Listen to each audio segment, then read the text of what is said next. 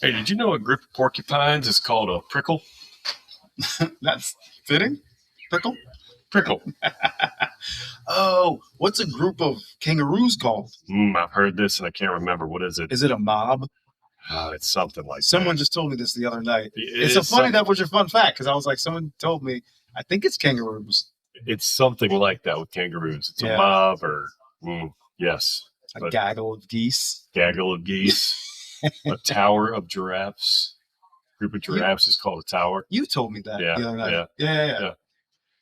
Or no, it was someone who was short who said every time it was DJ Bryant. Was Yeah. he telling both of us? I don't know, maybe. I don't know. He was on one last night, wasn't Man, DJ Brian, I know you're going to hear him do it. it?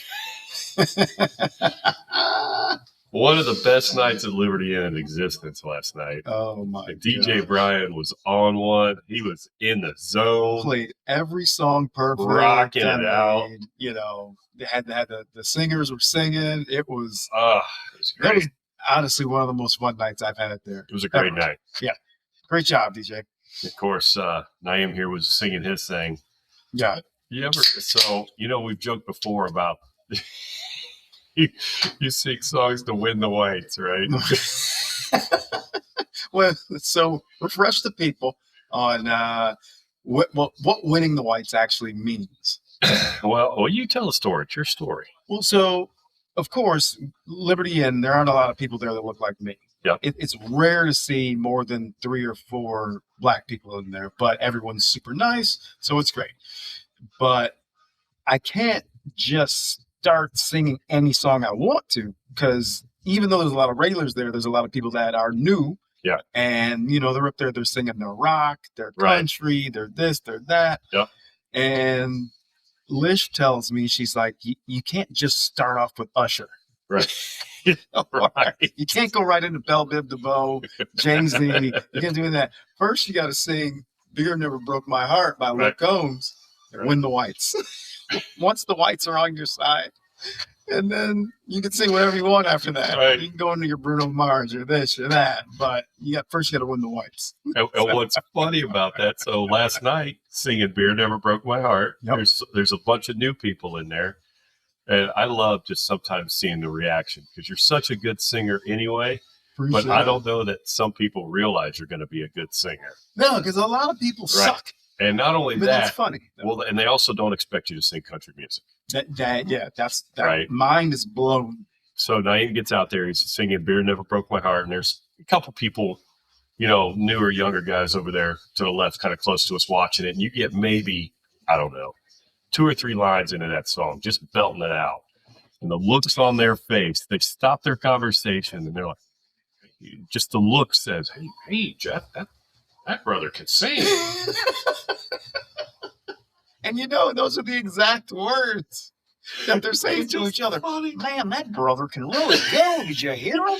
And then all of a sudden they're rocking. It's just to see the transformation of people not really paying attention, and they hear you rocking out. And by the end of the song, the whole bar's off it. Going. It's great. And then when the song's over, I'm walking back to the table. People always come to me, man, I sure didn't expect you to sing that.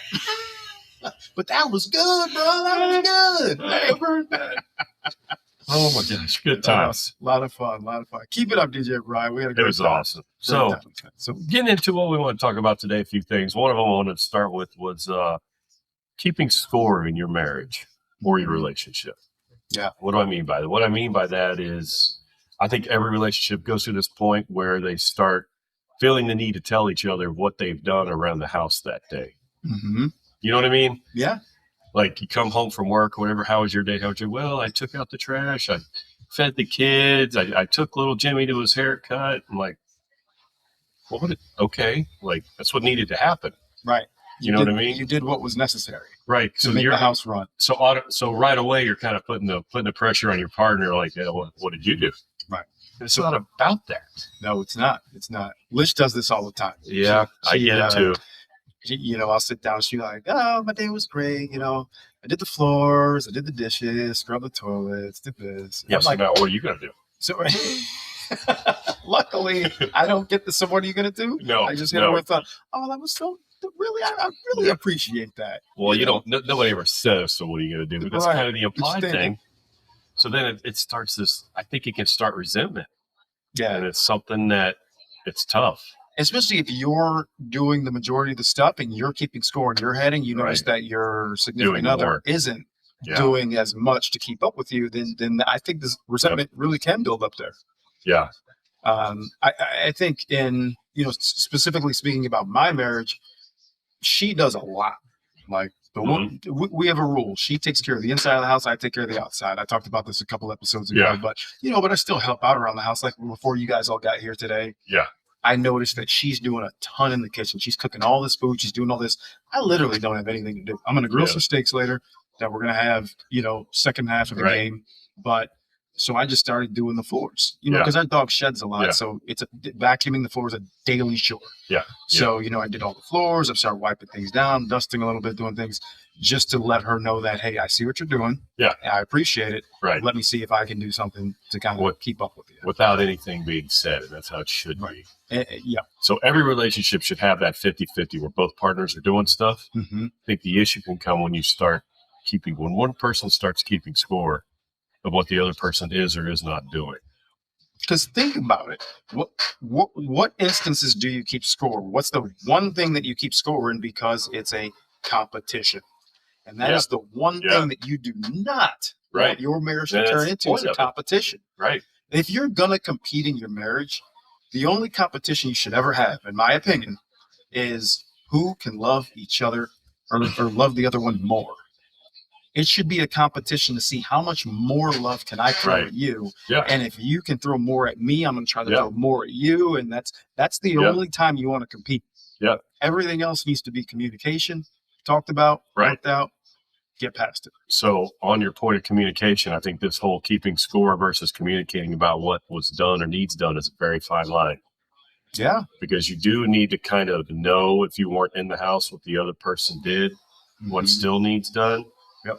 But it can turn into something completely different if it's, well, I did this, and this. What are you going to do today? Or you've been home for an hour and haven't done anything yet. We got all this stuff to do. Right. Expectations, man. It's expectations, right? Expectations. Oh my gosh. Can I tell you my first marriage, not the one I'm in now. This is the last one. Right. But for my first marriage, I'll never forget it. I had a job where I was on the road pretty much Monday through Thursday. And I drove a lot. I was on planes, and my ex-wife was a stay-at-home mom at the time. And new mom, though. Yeah. Right? We had a 2-year-old and a 1-year-old. Yeah. And I remember coming home from a 4-day trip, and I was driving home from Nashville, so a 5-hour drive. And on the way home, she says to me, "Me and my friend are hiking and we're lost in the woods. Can you pick up both kids from daycare on your way home and I'll try to meet you there?" And I'm like, what the do you mean you're lost in the woods? Like, you can't get lost in any Cincinnati woods out here. Just come home. Right. All you do all day is drink coffee and do yoga. Right. Yeah, listen, I'm not going to get to a point where I'm trashing people, but the expectation was, listen, if I'm going to work and take care of the house from a financial standpoint and make sure everything's taken care of, I need you to make sure that when I come home, kids are fed, house is cleaned. Can I help you here? Can I help you there? But, cook some food. And I can't tell you how many times where, because we didn't have clear expectations of one another, we didn't communicate about that, I just assumed that when I come home from work, there's going to be some food cooking. Right. Right? Because what else you been doing all day? Yeah. But she did. She finally did fill me in on what she was doing all day. And I was like, okay, I get it. But now let's kind of establish kind of a pattern. Yeah. So, and I think where this is a problem for men, but also can be for women too. Our jobs and our lives outside of our life is always competitive. There's always somebody that wants your job at work, that wants to do what you do, especially if you're in a higher position. Yeah. So you're feeling this pressure to perform and all this all day long, and it feels like a competition sometimes. The last thing you want to do is come home and it continue to be that. Oh, absolutely. Absolutely. Your home should be your place of peace. Right. So the balancing. So as men, I think you just need to kind of have a clear understanding of what does my wife work or not? You know, is she a stay-at-home mom or does she work? Mm-hmm. And then what does that look like when I get home? What can I internally kind of expect that isn't done that will need to be done that I need to help with? Yeah. Because I don't know if you know, as a dad, that your day's over when you get home. Oh, certainly not, especially You know, if you've got kids. And stay-at-home moms' jobs are not easy. I will go to my grave saying this, that a stay-at-home mom is the toughest job on the planet. I'll go to my grave with that. Especially if you have multiple kids. Yeah. It's hard enough with one, but if you got 2 or 3 that are, you know, only a couple years apart. Yep. Oh goodness. And you're at that age where they're not in school for 8 hours out of the day. You're home with them all day, every day. That my hat goes off to moms who do that. And I mean, there's some stay-at-home dads out there too. Yep. My hat goes off to you because I've had to do it. Yeah. And man, I gotta tell you, it's not easy. So hit the applause. What are we doing here? Okay. For the single, the single moms too, single dads, you know, the stay-at-home people. The point is, quit keeping score. Quit keeping score. Have an open dialogue about it. That's it. Yeah. Have an open dialogue, clear communication, manage expectations. Yep. And some of those conversations can be a little uncomfortable, but you just have to have them. I think each person has to understand what the expectation. You can't have your own hidden expectation of what your wife should be doing while you're gone, and then come home and it's not met. So now you're keeping score. Yeah. And then you're upset. You're upset about it when you never even told her or talked to her about it. Yep. And I think it's a lot of men will just expect women to know that they should be doing X, Y, and Z. Yeah. And a lot of women don't know. And vice versa. It's 100% vice versa. Yes. Let's give women credit that there are things that men should be doing that you and I might do or might not do, which you should be doing. Yep. And unless that is said, like, hey, you need to get your ass off the couch and cut the grass. Yeah. Or you need to trim those bushes or whatever it may be. But just have that clear expectation. Yep. So, shit, speaking of that, yesterday, Lish and I was kind of walking around the house with my bottom lip poking out and being kind of a dick. And she even says to me, I had to go run an errand. And she says to me, hey, when you come back, can you be a different person? Because you kind of suck right now. She's like, I want fun malts back. Oh. And so I said, you know what? You're right. I'm going to come back a different person. But that was that clear communication. Yeah. And we have that kind of relationship where she can just call me out.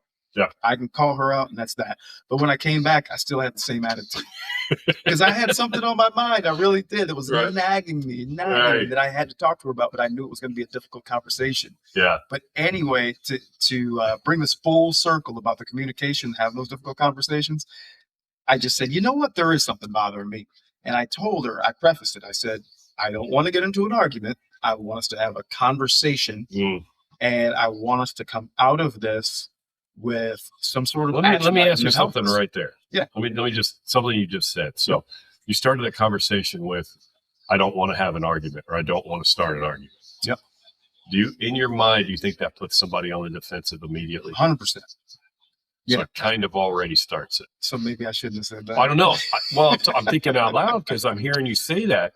And in my mind, I went right to, oh, shit's about to go down, isn't it? Yeah.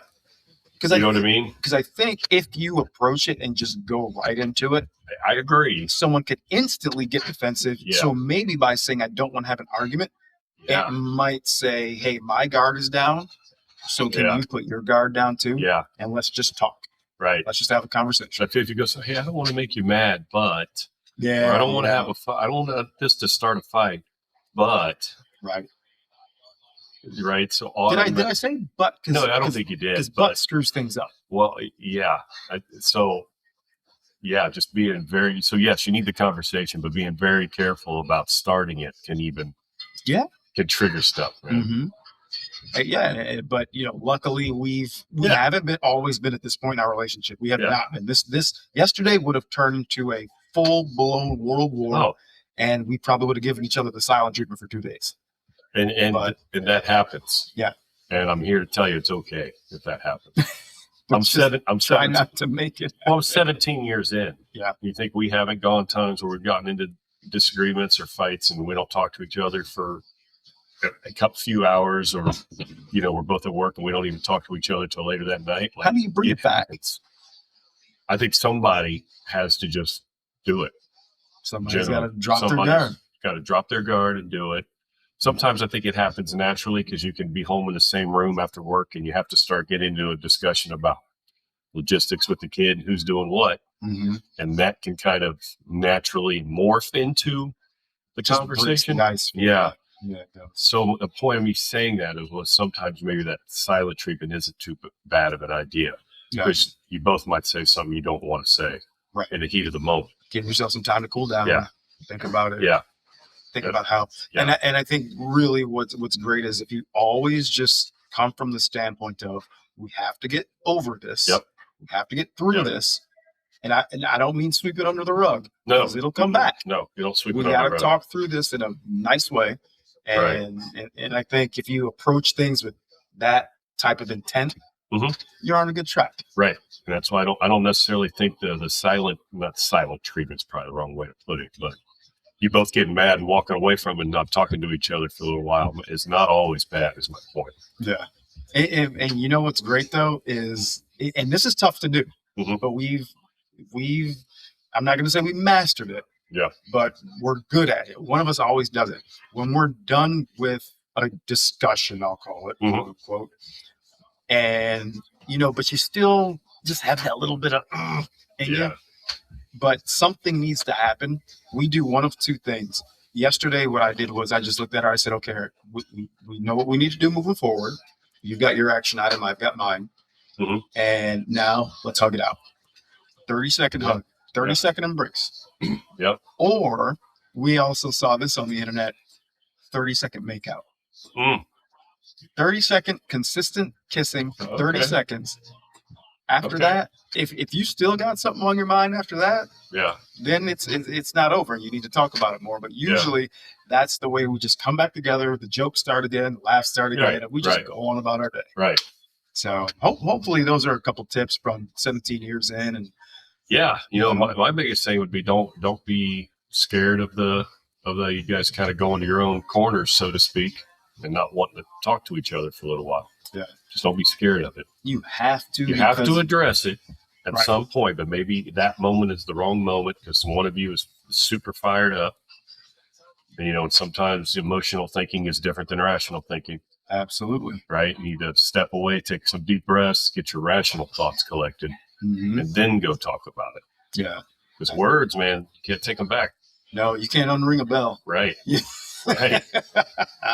It's like trying to put that toothpaste back in the tube. Oh yeah, it ain't It happening. ain't happening. It ain't happening. No, man, I've been in some relationships where I've had some things said to me, and I've said some things that, one specifically, I was 23 years old Yeah. when I was dating this chick. She said something to me, I'll never forget it. And every time I haven't seen her decades, but I never let her forget it either. Mhm. Like, Yeah. remember that time you said that to me? It's Worst thing. amazing how you hang on to certain things. Mm-hmm. Think about all the things in your entire life you've either said or had somebody say to you, and you hang on to these certain handful of, little hot button words or whatever you want to call it, core memories of some, something that somebody said to you that really cut into you. Yeah, words cut deep, man. Yeah. They Yeah. can cut real deep, and hopefully, when you're in a relationship, you just know that you want to be in it forever. Yeah. And if you just have each other's best interest at Mhm. heart and in your mind, then whatever you say or do, you just know you're just trying to be better every single time. There is something I want to say about. I don't know how much time we got. I can't see that. We're at 19 minutes. We're at Oh 19. my gosh. So, what's right down over there, Sparky? Well, something about what you just said, having each other's best interests in mind. Mm-hmm. Something little phrase that always comes to my head, maybe we'll talk about in the next episode, is learning how to read the room. Oh, yeah. And I want to talk about, something that's been successful to help us the last 17 years. Oh, people are going to want to love to hear that. It has to do with learning how to read the room. So we're going to talk about that Nice. on the next episode. And folks, this is how the podcast happens. This is how it happens. It's live, It's man. literally taking notes. I'm just writing it down As so I we're can remember. talking. So what can we have people take away from this episode? From this episode here, a few things, right? So first, I think what we just talked about is the silent treatment is sometimes okay. Mm-hmm. Um, Establishing clear expectations of one establishing another. the clear expectations and quit keeping score in a way to where it's a competition. Right. Make it about communicating. These are the 27 things that needed done at the house today. I did these 13, these whatever still need done. Yeah. Don't make it well, I did all this. What are you going to do now? Right. Be like, no, babe, this is what I've got done. This is what we still need to get done. These items.